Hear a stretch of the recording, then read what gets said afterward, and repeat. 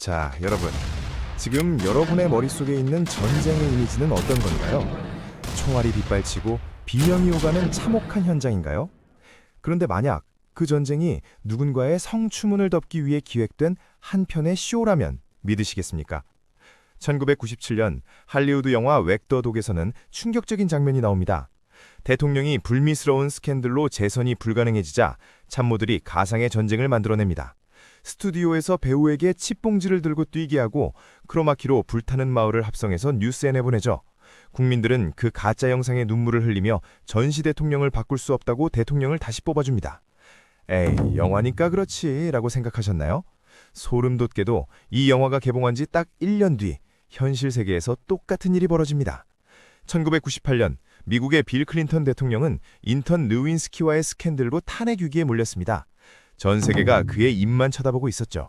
그런데 하원의 탄핵 표결이 예정된 바로 전날 갑자기 클린턴은 이라크의 군사시설을 폭격하는 사막의 여우 작전을 명령합니다. 타이밍이 너무 절묘하지 않나요? 사람들의 시선은 순식간에 르윈스키의 드레스에서 바그다드의 불꽃놀이로 옮겨갔고 결국 탄핵안은 부결됐습니다. 이것이 바로 오늘 우리가 파헤칠 경제와 정치의 가장 은밀한 거래, 웩더 독입니다. 직역하면 꼬리가 몸통을 흔든다는 뜻입니다. 원래 개가 꼬리를 흔드는 게 정상이잖아요? 그런데 꼬리가 너무 커지거나 똑똑해져서 주인인 개를 마구 흔들어대는 주객전도 상황을 말합니다. 주식시장에서는 선물시장이 현물시장을 휘두를 때 쓰지만 정치 외교적으로는 훨씬 더 무시무시한 뜻을 가집니다. 내부의 정치적 위기를 덮기 위해 외부의 적을 만들어 공격한다. 이 개념을 아주 쉽게 우리가 겪는 일상으로 가져와 볼까요? 여러분이 학생인데 내일 기말고사입니다. 공부를 하나도 안 했어요. 시험을 보면 F학점이 확정입니다. 이때 여러분이 할 수 있는 최악의 선택이 뭘까요? 밤을 새워 공부하는 게 아니라 학교 화재 경보기를 눌러버리는 겁니다. 학교는 난리가 나고 시험은 연기되겠죠. 여러분의 시험 공부 안 한 잘못, 즉 내부 위기는 학교 화재 소동에 묻혀버리는 겁니다. 문제는 이 화재 경보기를 한 국가의 지도자가 누를 때 발생합니다. 그것도 전쟁이라는 버튼으로 말이죠. 역사적으로 가장 비극적인 사례, 아르헨티나로 가보겠습니다. 1980년대 초 아르헨티나는 경제가 그야말로 박살이 났습니다. 물가 상승률이 무려 연 600%였습니다. 밥 한 끼 먹으려면 돈다발을 싸들고 가야 했죠. 독재자 갈티에리 장군은 국민들의 분노가 자신을 향하자 아주 위험한 도박을 합니다. 바로 영국령 포클랜드 제도를 침공한 겁니다. 효과는 즉각적이었습니다. 독재 타도를 외치던 시위대는 하루아침에 영국을 몰아내자며 애국가를 불렀습니다. 하지만 그 끝은 어땠을까요? 갈티에리는 영국이 멀리 떨어져 있고 쇠락한 나라라고 얕봤습니다. 하지만 당시 영국의 총리는 철의 여인 마거릿 대처였습니다. 영국은 지구 반바퀴를 날아와 맹공을 퍼부었고 아르헨티나는 74일 만에 항복합니다. 이 전쟁으로 수많은 젊은이가 목숨을 잃었고 정권은 비참하게 붕괴했습니다. 꼬리를 흔들려다 몸통이 찢겨나간 대표적인 케이스죠. 하지만 역사상 가장 거대하고 가장 처참했던 웩더 독의 사례는 따로 있습니다. 바로 1904년 러시아 제국입니다. 당시 러시아는 겉보기엔 화려한 제국이었지만 속은 썩어 들어가고 있었습니다. 급격한 산업화로 빈민이 된 노동자들은 파업을 일으켰고 굶주린 농민들은 낫을 들고 일어났습니다. 황제 니콜라이 2세의 권좌가 흔들리던 절체절명의 순간이었죠. 이때 내무장관 플레베가 황제에게 악마의 속삭임을 건넵니다. 역사의 길이 남을 끔찍한 조언이었죠. 폐하, 혁명을 막으려면 우리에겐 작고 승리할 수 있는 전쟁이 필요합니다. 내부의 불만을 잠재우기 위해 만만한 외부의 적을 골라 본보기를 보여주자는 겁니다. 그들의 타깃은 바로 일본이었습니다. 당시 러시아는 일본을 동양의 원숭이라고 부르며 비웃었습니다. 우리가 눈만 흘겨도 도망갈 놈들이다 라고 생각했죠. 하지만 뚜껑을 열어보니 어땠습니까? 일본은 이미 근대화된 군사 강국이었습니다. 당황한 러시아는 최후의 수단으로 유럽에 있던 발틱 함대를 출격시킵니다. 그런데 이 항해가 지옥이었습니다. 지구 반바퀴, 무려 29,000km를 7개월 동안 항해해서 갔습니다.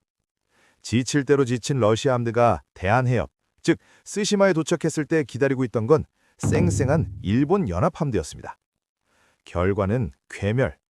러시아 함대는 수장되었고 작고 승리할 수 있는 전쟁은 크고 비참한 패배로 끝났습니다. 이 패배의 충격으로 러시아 국민들은 황제에 대한 마지막 믿음을 저버렸고 결국 피해 일요일 사건과 러시아 혁명이 터지며 로마노프 왕조는 역사 속으로 사라집니다. 자, 여기서 우리는 본질적인 질문을 던져야 합니다. 도대체 왜 똑똑하다는 현대인들조차 지도자의 이런 뻔한 수작에 매번 속아 넘어가는 걸까요? 경제학과 심리학은 이 기막힌 현상을 세 가지로 설명합니다. 첫 번째, 국기 결집 효과입니다. 외부에 적이 생기면 내부 집단은 생존 본능 때문에 똘똘 뭉칩니다. 이때는 이성이 마비됩니다. 정부의 실책을 비판하면 지금 전시 상황인데 적을 이롭게 하는 거냐? 매국노다! 라는 비난이 쏟아집니다. 야당과 언론의 입을 틀어막기에 전쟁만큼 좋은 핑계는 없죠. 두 번째는 경제학의 핵심, 주인 대리인 문제입니다.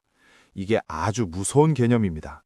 국가의 주인은 국민이고 대통령이나 정치인은 대리인일 뿐이죠. 주인 국민은 국가의 안녕과 평화를 원합니다. 하지만 대리인 정치인의 1순위 목표는 뭘까요? 바로 자신의 정치적 생존과 재선입니다. 대리인이 자신의 권력을 유지하기 위해 주인의 자원인 세금과 군대를 위험한 도박판에 걸어버리는 것. 이것이 바로 정치권의 전형적인 모럴 해저드, 즉 도덕적 해이입니다. 세 번째, 정부 비대칭입니다. 우리는 청와대나 백악관 벙커에 들어갈 수 없습니다. 정부가 심각한 안보 위협이 감지됐다라고 발표하면 국민은 그걸 검증할 방법이 없습니다. 그저 믿고 공포에 떨 수밖에 없죠. 권력자는 이 정보의 격차를 이용해 공포를 조작합니다. 이 소름 돋는 이론이 2024년, 2025년 현재 진행형이라면 믿으시겠습니까? 최근 미국 정가를 뒤흔드는 핵폭탄, 제프리 앱스타인 사건을 아십니까? 억만장자 제프리 앱스타인이 미성년자들을 성착취하고 그 자리에 전 세계 유력 정치인, 연예인, 기업가들을 초대했다는 희대의 스캔들입니다. 지금 이 앱스타인 리스트가 공개되느냐 마느냐에 전 세계 엘리트들의 목숨줄이 달려 있습니다. 만약 리스트가 공개되어 유력 대선주자나 거물급 인사들의 이름이 나온다면 그 파장은 상상을 초월할 겁니다. 이 절체절명의 위기를 덮으려면 무엇이 필요할까요? 네, 바로 전쟁입니다. 최근 트럼프 전 대통령과 관련된 이슈를 보십시오. 과거 트럼프는 트위터에 이런 말을 남겼습니다. 오바마는 재선을 위해 결국 이란을 공격할 것이다. 그런데 아이러니하게도 지금 앱스타인 리스트와 각종 사법 리스크로 코너에 몰린 트럼프 진영에서 혹은 미국 정가 전체에서 다시금 이란 전징설이 피어오르고 있습니다. 단순한 우연일까요? 아니면 앱스타인이라는 거대한 스캔들을 덮기 위해 중동이라는 화약고에 불을 붙이려는 웩더독의 전조일까요? 우리는 알 수 없습니다. 하지만 한 가지 확실한 건 정치적으로 위기가 닥칠 때마다 이란이나 북한 같은 카드는 언제나 매력적인 탈출구였다는 사실입니다. 우리는 투자자로서 그리고 깨어있는 시민으로서 이 흐름을 읽어야 합니다. 뉴스에서 전쟁의 북소리가 들릴 때 공포에 질려 주식을 팔아치기 전에 먼저 검색창을 켜십시오. 지금 저 정치인의 지지율은 얼마인가? 혹시 덮어야 할 스캔들이 터지진 않았는가? 권력자들은 위기가 닥치면 언제든 대중의 시선을 돌릴 화재 경보기를 누를 준비가 되어 있습니다. 그 소리에 놀라 무작정 뛰쳐나가는 군중이 될 것인가? 아니면 누가 왜 버튼을 눌렀는지 꿰뚫어보는 통찰력 있는 개인이 될 것인가? 여러분의 계좌와 미래는 그 판단에 달려 있습니다. 오늘 영상이 여러분의 시야를 넓히는 데 도움이 되셨다면 돈 키울 때 구독, 좋아요 부탁드립니다. 감사합니다.